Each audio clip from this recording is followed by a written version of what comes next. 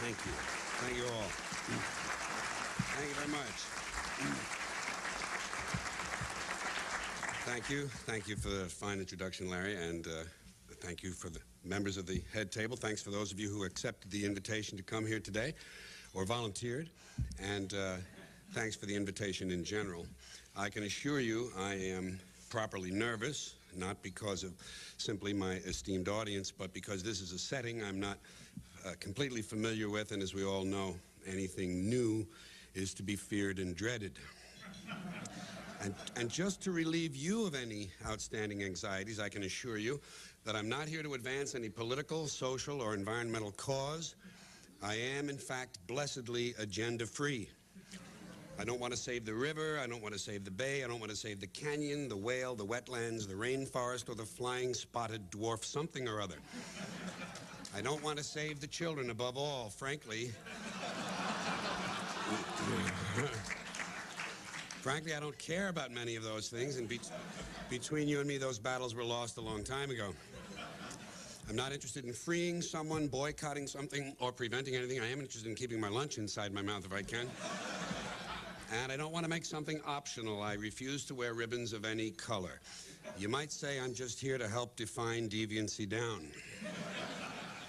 To be honest, there aren't many things I do believe in, but high among them would be friendship, family ties, and romantic love. I think those things can take you a long way. For the record, the only worthy cause I have devoted time to is a little-known place that does wonderful work, St. Anthony's Home for the Visually Unpleasant.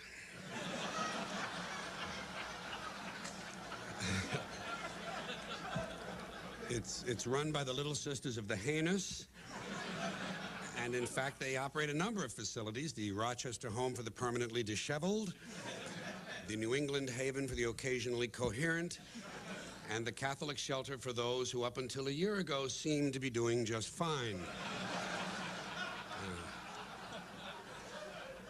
Now, one of the things I wanted to do before I got too far along was to tell you a little more about myself in order to establish some common ground, create perhaps a more permissive environment. And so, with this in mind, and in the spirit of full disclosure, I would like to reveal to you my own remarkably tenuous connections to the press. More accurately, those of my family, and you can relax, none of these connections falls within the editorial area.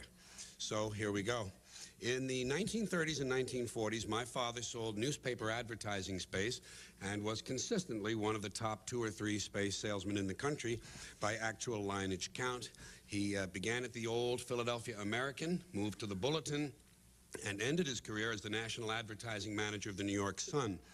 He also put in some time at the New York Post when it was still a broadsheet, or as my mother used to say, when it was a real newspaper, not a commie rag. As many of you no doubt know, long before the New York Post was a fascist rag, it was a commie rag. Prior to that, it had been an establishment rag. That's when my dad was there.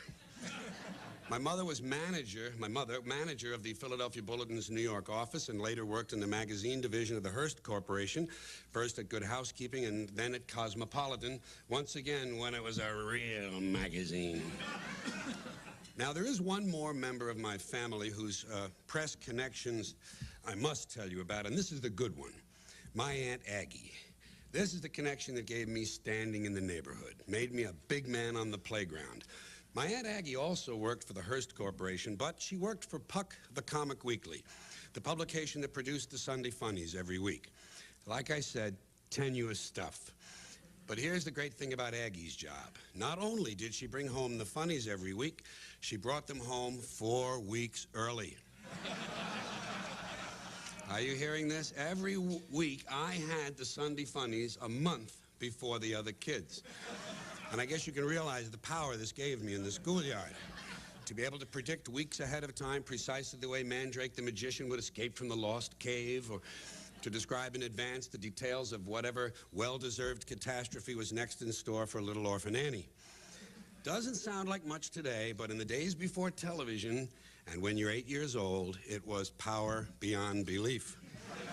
Of course, you had to be careful not to overdo the predictions, and you could never, ever tell the other kids about the great job your Aunt Aggie had. Now, having somewhat successfully established my press credentials, and because you and I have at least one thing in common, which is that all of us deal with language all the time, I thought it might be nice today for me to come to you with some of my language complaints. Certainly not to blame them on you, although, of course, you are implicated. And not that you can help it. I mean, the problem is really with the people you cover, the politicians, the celebrities, and the lawyers. And although their level of insincerity is astonishing, it's still kind of fun to hear them talk. In particular, it's fun to listen to Washington talk. Whenever the issue of term limits comes up, I always tell people the only term limits I'm interested in would be to limit some of the terms used by politicians. They speak, of course, with great caution because they must take care not to actually say anything. Proof of this, according to their own words, is that they don't actually say things, they indicate them. As I indicated yesterday, and as the president indicated to me, but sometimes they don't indicate, they suggest. Let me suggest that as I indicated yesterday,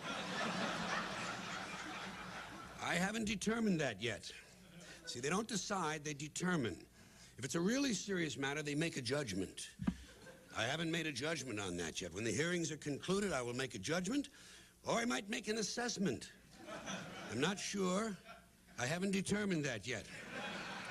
But when I do, I will advise you. They don't tell, they advise. I advised him that I had made a judgment. Thus far, he hasn't responded. They don't answer, they respond. He hasn't responded to my initiative. An initiative is an idea that isn't going anywhere. When he responds to my initiative, I will review his response, take a position, and make a recommendation.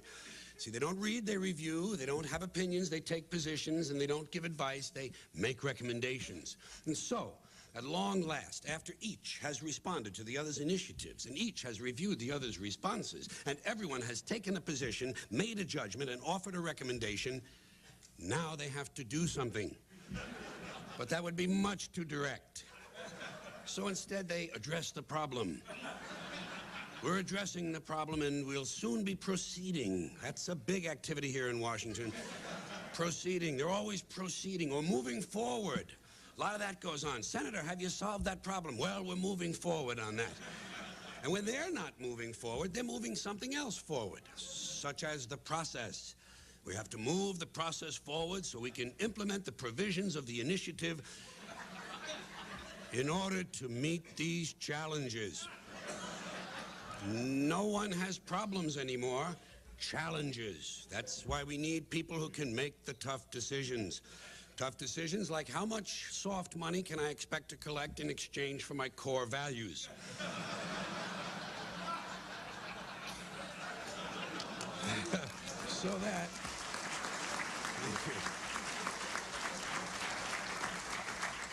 So that I can continue my work in government.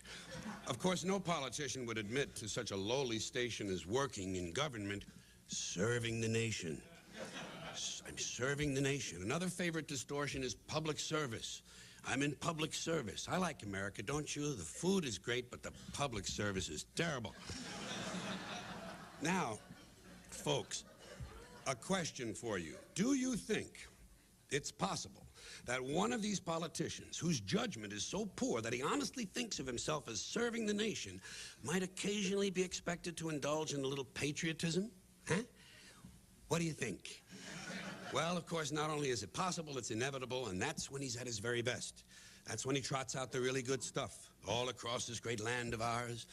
The greatest nation on earth, the greatest nation in the history of the world. And in times of military crisis, you can be sure that someone in a suit in this town will eventually plant himself in front of a camera and carry on a great deal about the most powerful nation on the face of the earth. Now, normally, during peacetime, the politicians will refer to people in the military as our young men and women stationed around the world. But in wartime, they quickly become our brave young fighting men and women stationed halfway around the world in places whose names they can't pronounce, wondering if they'll ever see their loved ones again. For added emotional impact, sons and daughters can always be substituted for men and women. And so I think we can sum this up by saying that where the military is concerned, the extent of a politician's insincerity can be measured by how far around the world our soldiers are stationed and whether or not any of them can pronounce it. Incidentally, another way of expressing this sentiment is to say we're sending our young men and women to places the average American can't find on a map. I've always thought it was kind of funny and somewhat out of character for a politician to go out of his way to point out the low level of American intelligence when, indeed, his very job depends upon it. It would seem to fly in the face of that other rhetorical standby of theirs. The American people are a lot smarter than they're given credit for. This is said with a straight face, although it is obvious, of course, that the proposition is being stated precisely backwards. But the politicians, God bless them, or something like that, they're at their most entertaining when they're in trouble. When they're in trouble, their explanations usually begin simply with words like miscommunication. What did you do wrong, Senator? Well, it was a miscommunication. Or I was quoted out of context. Better yet, and more ironic, they twisted my words. Such a nice touch. A person who routinely spends his days torturing the language complains, they twisted my words. Then, as the controversy continues to heat up, he moves to his next level of complaint. The whole thing has been blown out of proportion. It's always the whole thing. Apparently, no one has ever claimed that only a small portion of something was blown out of proportion. Has to be the whole thing. That's because now he's feeling the heat. And so, as time passes and more evidence comes in, he suddenly changes directions and tells us, we're trying to get to the bottom of this. Now he's on the side of law and order. It's jiu-jitsu, really. We're trying to get to the bottom of this so we can get the facts out to the American people. That's always a nice touch, American people. In fact, at this point, he might even say, I'm willing to trust in the fairness of the American people. Clearly, he's preparing us for something. And so, when finally all the facts come out and our subject seems quite guilty, he employs that sublime use of the passive voice, mistakes were made. Mistakes were made, don't look at me, probably someone in my office. Things are moving faster now. Mistakes were made is rapidly overtaken by there is no evidence. No one has proven anything. Eventually, I will be exonerated. I have faith in the American judicial system, and that certain sign that things are closing in. Whatever happened to innocent until proven guilty? Whatever happened? Well, yeah. Well, he's about to find out. And we know this must be true because the next thing we hear from him is, I just want to put this thing behind me and get on with my life. I just want to put this behind me. That's an expression we hear a lot these days in all walks of life. From people in all walks of life. Usually the person in question has committed some unspeakable act.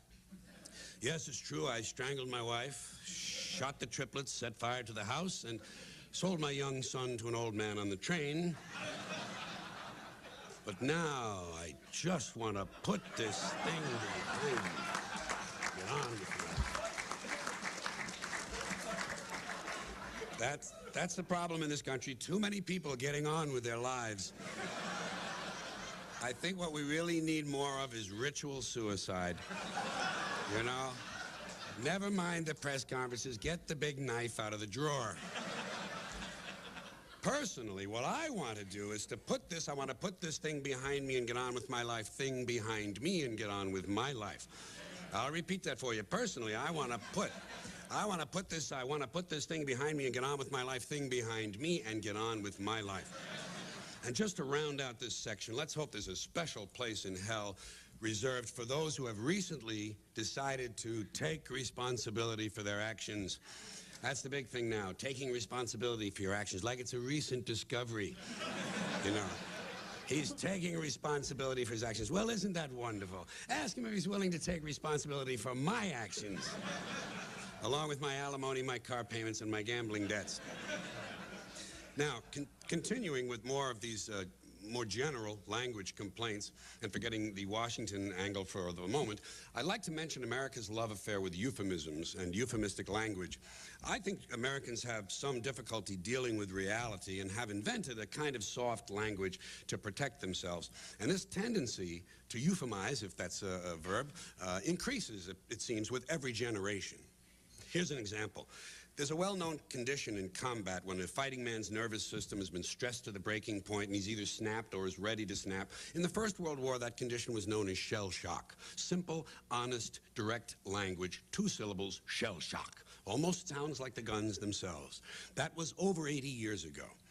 Then an entire generation passed, and in the Second World War, the very same combat condition was called battle fatigue. 4 syllables now, takes a little longer to say, doesn't seem to hurt as much. Fatigue is a nicer word than shock. Shell shock. Battle fatigue. Then we had Korea, 1950. Madison Avenue was riding high, and the very same combat condition was called operational exhaustion. We're up to 8 syllables now, and the humanity has been squeezed completely out of the phrase. It's absolutely sterile. Operational exhaustion. Sounds like something that might happen to your car. Finally, of course, there was Vietnam, and given the lies surrounding that war, I guess it's no surprise that the very same condition was called post-traumatic stress disorder. Still 8 syllables, but we've added a hyphen, and the pain is now completely buried under jargon, post-traumatic stress disorder. I'd be willing to bet that if we'd still been calling it shell shock, some of those Vietnam veterans might have gotten the attention they needed at the time they needed it. But it didn't happen. And one of the reasons, I'm sure, is because of that soft language, the language that takes the life out of life. And it does keep getting worse over time. I'll give you a few more, but less dramatic examples. Sometime during my life, toilet paper became bathroom tissue. I was not consulted on this. It just happened. Sneakers became running shoes, loafers became slip-ons, motels became motor lodges, trailers became mobile homes, truck stops became travel plazas, and used cars became previously owned transportation. Manicurists evolved into nail technicians. At about the same time, store clerks became product specialists and sales associates. Employees became staff, uniforms became career apparel. Maids became room attendants, and room service became guest room dining. Information turned into directory assistance. Medicine turned into medication. The dump turned into the landfill. Gambling joints turned into gaming resorts. Shacking up, living together, reruns, encores. Encore presentations, forgive me. Monkey bars, pipe frame exercise units.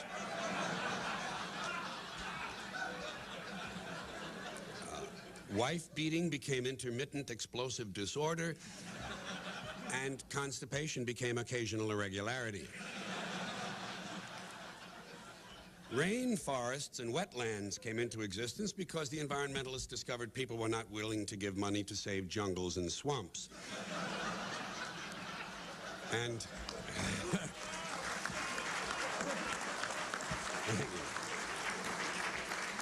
now, all of this happened in the last 30 years. When I was a young man, if someone got sick, they went to the hospital or they went to the doctor. Now, the Health Maintenance Organization sends them to a wellness center where they consult a health care delivery professional. Poor people used to live in slums. Now, the economically disadvantaged occupy substandard housing in the inner cities. And we can't really discuss euphemisms if we don't mention that final taboo, death. Used to be that when an old person died, the undertaker put him in a coffin and we sent flowers to the funeral home where they held a wake. Then after the funeral, they drove the dead person in a hearse to the cemetery and his body was buried in a grave. Now, when a senior citizen passes away, the mortician places him in a burial container and we send floral tributes to the slumber room where the grief coordinator supervises the viewing. After the memorial service, the funeral coach transports the departed to the Garden of Remembrance, where his remains are interred in his final resting place. Some of this language can make you want to throw up. Well, perhaps engage in an involuntary protein spill.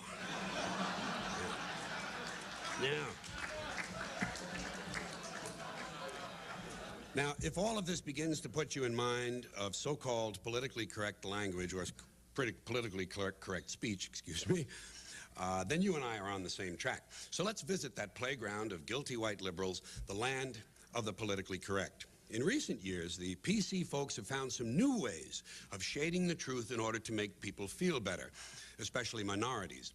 One of the newer phrases making the rounds is happens to be. He happens to be black. I have a friend who happens to be black. Oh, I see, yes, yes. Like it's an accident, you know. Happens to be black. Yes, he happens to be black. I see, I see, I see. He had 2 black parents? Yes, that's right, 2 black parents. Yes, I see. And they had sex? Oh, indeed they did. I see. So where does the surprise part come in? I should think it would be more unusual if he just happened to be Scandinavian.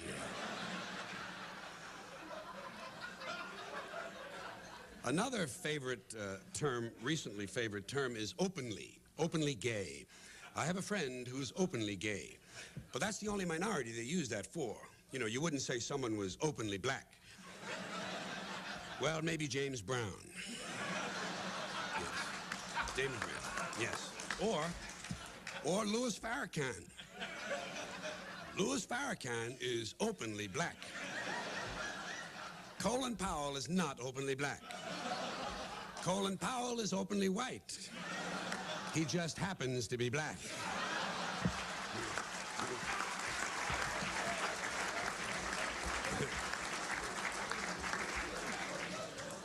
And while we're at it, when did the word urban become synonymous with the word black? Did I sleep through this, perhaps? Urban styles, urban trends, urban music. I was not consulted on this at all. Again, didn't get an email, didn't get a fax, didn't get a postcard. That's fine, let them go. So I would like to tell you how I handle some of these speech issues concerning minorities. First of all, I say black. I say black because most black people prefer black. I don't say people of color because it's dishonest. It means precisely the same thing as colored people, which is an insult. So if you're not willing to say colored people, you shouldn't be willing to say people of color. And besides, to me, the whole idea of color seems a bit specious, really. I mean, what should we call white people? People of no color? Isn't pink a color? And in fact, white people are not really white at all. They're different shades of pink and olive and beige. In other words, they're colored. And black people are rarely black. I see mostly various shades of brown and tan, and in fact, some light-skinned black people are darker than the darkest white people. I'm sorry, lighter than the darkest white people. Look how dark the people in India are. They're dark brown, but they're considered white. May I see the color chart, please? People of color is an awkward phrase that obscures meaning rather than enhancing it. What shall we call fat people? People of size? I also don't say African Americans. I find it cumbersome and confusing. Which part of Africa are we talking about? Egypt? Egypt is in Africa, but Egyptians aren't black. They're like the people in India. They're dark brown white people. But they're Africans. So why wouldn't an Egyptian citizen who becomes an Egyptian who becomes a U.S. citizen be called an African American? The same would apply to South Africa. Suppose a white racist from South Africa becomes an American citizen. Couldn't he call himself an African American? If for no other reason than just to bother black people. And what about a black person born in South Africa who becomes an American citizen? Is he an African American or is he a South African American? Or is he simply a South African American African American? You know, it's just so much more tedious liberal labeling. Liberals should be taught that labels divide people, and I think we could probably do with fewer labels, not more. Now, one more group, the Indians. I call them Indians because that's what they are. They're the Indians. There's nothing wrong with the word. First of all, it's important to know that Indian, that word probably does not derive from Columbus believing he had reached India in 1492. India was called Hindustan. More likely, the word derives from Columbus's description of the people he found here. He was an Italian who spoke very poor Spanish, and in his written accounts, he called the Indians una gente in Dios, a people in God. In God, in Dios, Indians. It's a perfectly noble thing. And I simply can't justify this awkward phrase, Native Americans. First of all, they're not natives. They came here from Asia over the Bering Land Bridge. In fact, there are no natives anywhere in the world. Everyone is from somewhere else. All people are refugees, immigrants, or aliens. If there are natives anywhere, it would have to be people still living in the Great Rift Valley in Africa. So everyone is just visiting. So much for native. As far as calling them Americans is concerned, well, how can I say this? We steal their hemisphere, destroy 500 cultures, kill 20 million, stick the rest of them on the worst land we can find, and then as a special bonus, we name them after ourselves. Come on. It's embarrassing. It's just embarrassing. The truth is, most Indians are insulted by the term Native American. The American Indian movement will tell you that. If you wish to please Indians, try calling them by their traditional names: Pawnee, Mohawk, Navajo, Seminole, and so on. Now, just rounding out this theme and to make you a little more uncomfortable, here are a few further examples of tortured modern language designed to soften reality, make people feel good, and in general dress things up a little. Somewhere over the years, the word cripple has been lost. We don't have cripples anymore. Turns out we never did. All this time they were physically challenged. It's an attempt to make people feel better, physically challenged. And how's this one? Differently abled. And if you insist on using differently abled, then you must include all of us. We're all differently abled. Each of us can do things the other can't. Differently abled. The word crippled is not a dishonorable word. There's no shame in it. Jesus healed the cripples. He didn't engage in rehabilitative strategies for the physically disadvantaged. And we have then this continuing problem with the word fat. I use that term because that's what fat people are. They're fat. That's why we call them fat people. They're not large, they're not stout, they're not chunky, hefty, or plump, and they're not big-boned. Dinosaurs are big-boned. And they're not necessarily obese. Obese is a medical term. And they're not overweight. Overweight implies there is some correct weight. There is no correct weight. Heavy is also a misleading term. An aircraft carrier is heavy. It's not fat. Only people are fat, and that's what fat people are. They're fat. They're not exempt. They're not, for example, gravitationally disadvantaged. I offer no apology for this, by the way. It's not intended as criticism or insult. It's simply descriptive language. I'm not comfortable with euphemisms. I prefer seeing things the way they are, not the way some people wish they were. Midgets and dwarfs are midgets and dwarfs. They're not little people. Infants are little people. Leprechauns are little people. Midgets and dwarfs are midgets and dwarfs. They don't get any taller by calling them little people. I wish their lives were different. I wish they didn't have to walk around staring at crotches all day. But I cannot fix that, and I'm not going to lie about what they are. There are some people who playfully refer to them as vertically challenged. They're not vertically challenged. The flying Wallendas were vertically challenged. The people who built the Empire State Building were vertically challenged. No shame in midgets and dwarves. I do have a closing. I realize my time is a little longer than I expected. May I do this closing poem? This, thank you, Larry. This is Try Stopping Me. Now, thank you. This is just a poem I've written recently. It's called I'm a Man for the Millennium, and it tries to celebrate some of the language we hear all around us. I'm going to use my papers on this, although it'd be good if you kept rolling for me anyway. I'm a man for the millennium. I'm digital and smoke-free. I've been outputted in... I've been up... Start again, George. You can edit this. I'm a man for the millennium, digital and smoke-free. I've been inputted, outsourced, uplinked, and downloaded. I have software on my hard drive, and I can give you a gigabyte in a nanosecond. I'm factory-authorized, returnable, fully equipped, built to last, and I'm definitely biodegradable. My output is down, but my income is up. I'm tanned, rested, and market-tested, user-friendly, and lactose-intolerant. A diversified, multicultural, postmodern deconstructionist. I'm a cutting-edge, state-of-the-art, high-concept rageaholic, and I have a love child who sends me hate mail. I'm an alpha male on beta blockers, a bottom feeder and a top gun, a Bigfoot rainmaker. I give soft money with hard cash, and my revenue stream has a cash flow of its own. I'm ahead of the curve, riding the wave and pushing the envelope. I'm on board, on point, on message, but off drugs. I take power naps. I take victory laps. I've got a personal trainer, a personal shopper, and a personal agenda. I'm a totally ongoing slam dunk no-brainer with an outreach that's proactive. I eat junk food, I get junk mail, I buy junk bonds, I watch trash sports. I've been dumbed down with smart bombs. I'm in denial, I'm in recovery, but I'm out of the loop. I'm also on the bubble. A high-tech lowlife, anatomically, ecologically, and politically incorrect. An entry-level man with no exit strategy. Low rent but high maintenance, upscale but down home. I got a minivan with a microwave from a mega store in the mini mall. I've been to outer space. I've been to outer space on the internet. I'm a non-believer and an overachiever, emotionally deprived and market-oriented. I have hardcore software because I use the F word in my email. I'm new wave from the old school, and if I'm not at ground zero, you can reach me at square one. I'm gender-specific, voice-activated, capital-intensive, heat-seeking, faith-based, and work-related, but I'm definitely not group-oriented. I'm online, I'm in line, but most of the time I'm out of line. I'm cocked, locked, and ready to rock, rough, tough, and hard to bluff. I put the pedal to the metal, party hardy, and to me, lunchtime is crunch time. Thank you. Thank you. I appreciate it. That was amazing. Thank you. Okay?